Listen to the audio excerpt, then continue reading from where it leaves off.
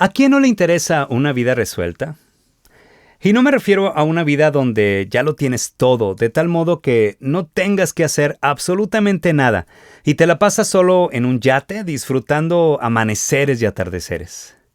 Con una vida resuelta me refiero a una vida donde el quehacer tiene que ver con seguir abarcando más para satisfacer la vanidad, que con ese quehacer que está enfocado en sacar con mucho esfuerzo el sustento diario. Pondré este ejemplo para explicarme mejor. Tengo un buen amigo que cada vez que lo veo y le pregunto ¿cómo estás?, me contesta persiguiendo la liebre, pero no se deja. Para los que no conozcan el significado de esta expresión, les comento que está relacionada con esos galgos que están en el hipódromo compitiendo, cuyo estímulo para correr más rápido es una liebre falsa que les ponen enfrente durante la carrera. Jamás la van a alcanzar. Es un sistema de estímulo. Solamente es eso. Esta imagen tiene mucha sustancia como para definir lo que es una vida resuelta o no resuelta.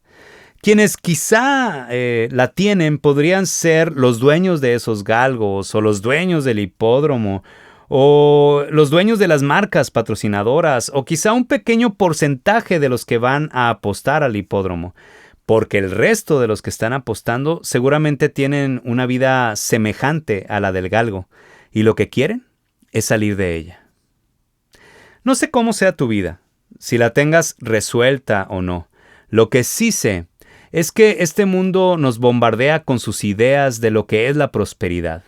El marketing y sus anuncios publicitarios, las películas, la vida de sus artistas, los sistemas financieros, todo eso y más desemboca en ese discurso equivocado de lo que nos quieren vender como prosperidad.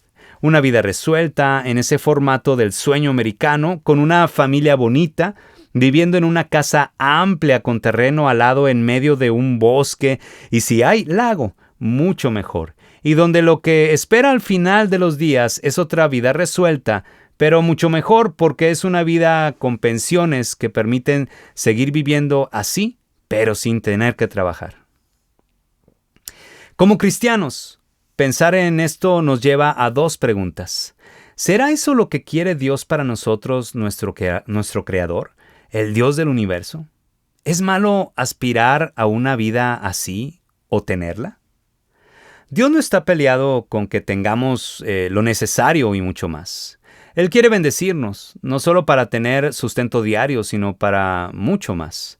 De hecho, la Biblia está llena de ejemplos de gente que pudo tenerlo y que estuvo cerca de Dios. Eso nos habla de que Dios no está peleado con la riqueza. Pero la verdad completa es que la prosperidad que Dios nos quiere dar no está enfocada en las cosas materiales, porque esas son efímeras, se acaban, se van, y nuestra vida no está diseñada para ser efímera, sino para vivir por la eternidad en la presencia de Dios. Por eso, la prosperidad que Él nos quiere dar va mucho más allá de las cosas materiales. Tiene que ver con su presencia aquí en este mundo caído, pero también en el mundo que Él restaurará cuando Cristo venga por segunda vez. Esa es la realidad que nos muestra la Biblia. Esa es la verdad del Evangelio. Por eso dijo Cristo, porque donde está vuestro tesoro, allí estará también vuestro corazón. ¿Dónde está nuestro tesoro entonces? ¿Dónde tenemos puesto el deleite de nuestro corazón? Esto nos vuelve a recordar que no es malo el que Dios nos permita tener cierta riqueza. Lo malo es tener el corazón puesto en ella. Era importante ubicarnos en esta reflexión que hemos hecho para poder ver la parte 5 del Salmo 144 que hemos estado estudiando. Con esta quinta parte cerramos el estudio de este salmo.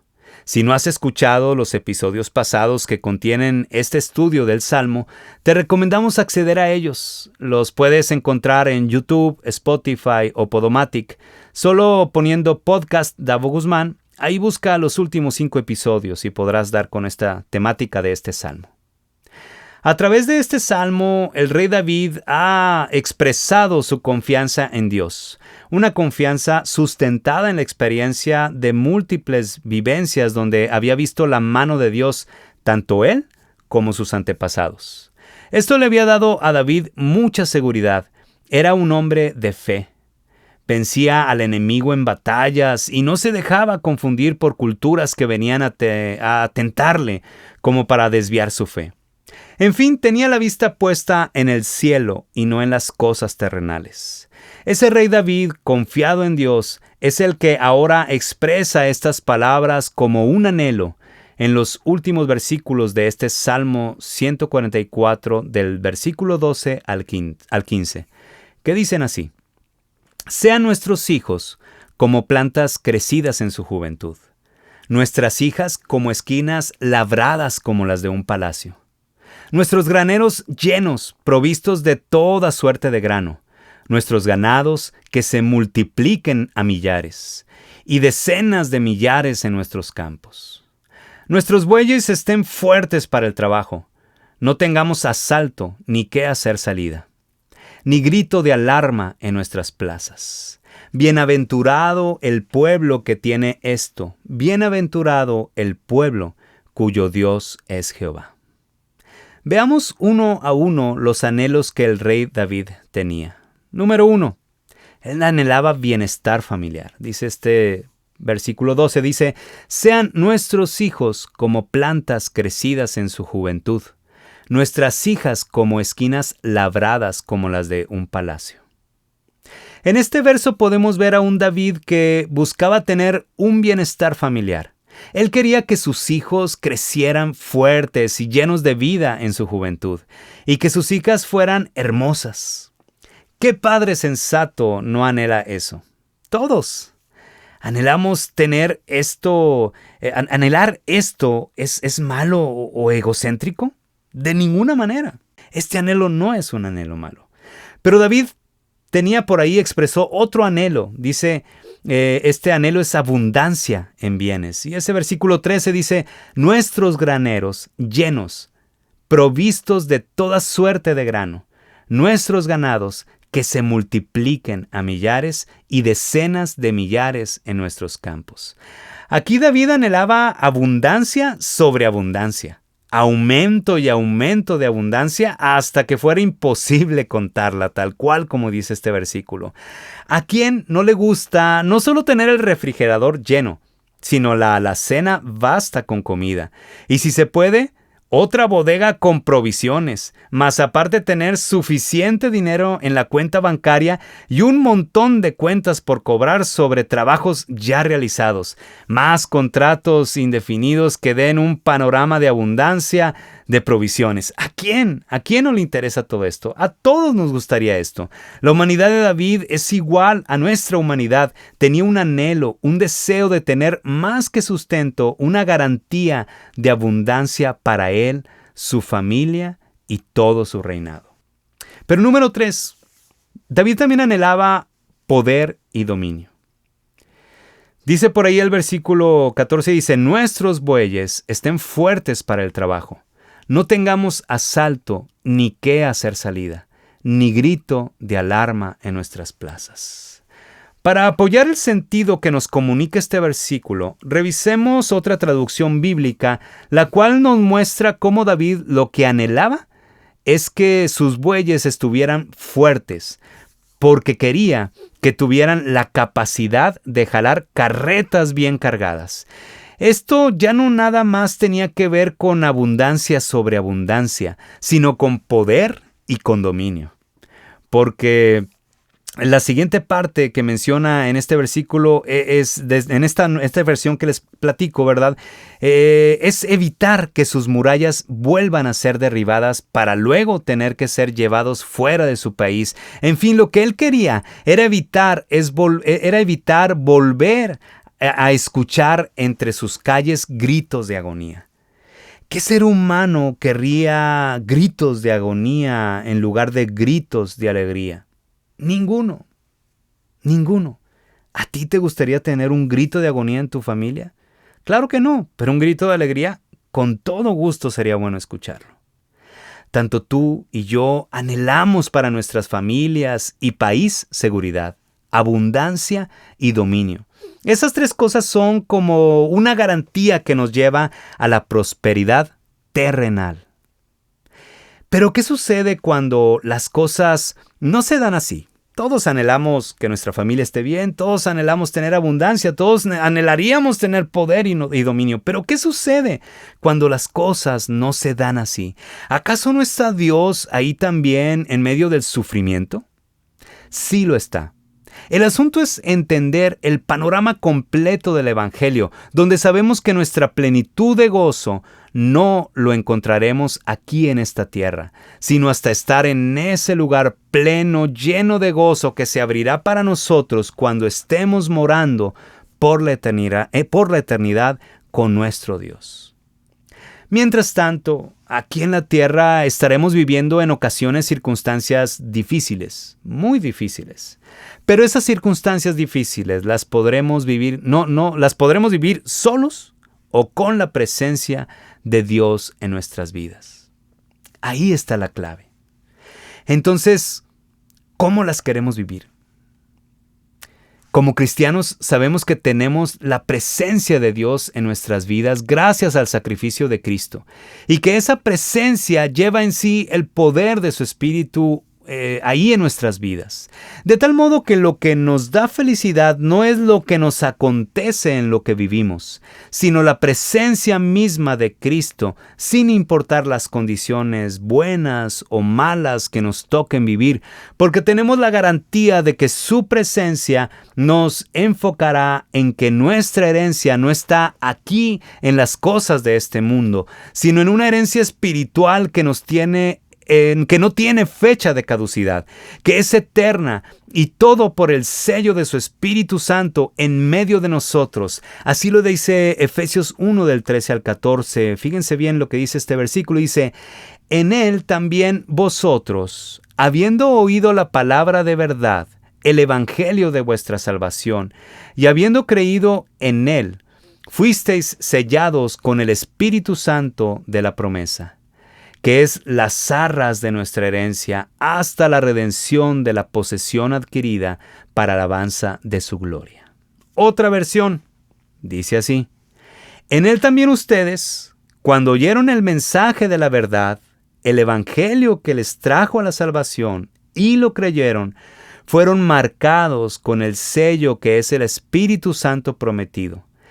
Este garantiza nuestra herencia hasta que llegue la redención final del pueblo adquirido por Dios para alabanza de su gloria. ¿Te fijas? La herencia a la que debemos aspirar no es esa que está aquí en la tierra. Es algo superior, es algo verdadero, es algo que nos pone a salvo. Si creemos en Cristo Jesús, esa promesa de Dios para Abraham, esa promesa que le daba sustento a David como para confiar en Dios, si cimentamos ahí nuestra fe, nos daremos cuenta que nuestra herencia está en poner nuestra fe en esa promesa, en Cristo Jesús, quien lo llena todo en todos. Así que recuerda, como cristianos, no es malo anhelar tener bienestar familiar. No es malo anhelar abundancia y dominio que nos lleven a lo que muchos llaman libertad financiera. Todo eso es bueno anhelarlo y procurarlo, pero nunca por encima de la verdad del Evangelio, que nos pone en claro dónde debe estar nuestro tesoro y, por lo tanto, nuestro corazón. Antes de orar, leeré el último versículo, que es el versículo número 15. Dice: bienaventurado el pueblo que tiene esto. Y dice David: bienaventurado el pueblo cuyo Dios es Jehová. Cuando David decía, por ahí está mi fe, y es que también estaba expresando, en todas estas cosas yo creo que Dios va a estar conmigo. Pero ahora nosotros, desde la perspectiva de este tiempo donde nos toca vivir, habiendo ya pasado Jesucristo por esta tierra y entendiendo que toda esa promesa de Dios para Abraham está ahí puesta en Jesucristo, entonces se abre el panorama. Y ya no solo es la bendición material, ahora es la bendición eterna. Ahora es la bendición de poder estar un día en la presencia de Dios. Y mientras tanto, claro, aquí en la tierra estaremos confiando en Dios. ¿Cómo decides estar, mi amigo? Cerca de Dios, sabiendo que vas a vivir momentos difíciles, momentos alegres, todos los vivimos, pero momentos difíciles también. ¿Cómo quieres vivir esos momentos? ¿De la mano de Dios o lejos de Él? Oremos a nuestro Dios. Padre eterno, te bendecimos porque tú traes bienestar a nuestra familia, Señor. Te bendecimos porque tú también nos das sustento, Señor. Te bendecimos, Padre Santo, porque nos permites avanzar y avanzar cada día, Señor, de acuerdo a tu voluntad para nuestras vidas, Señor.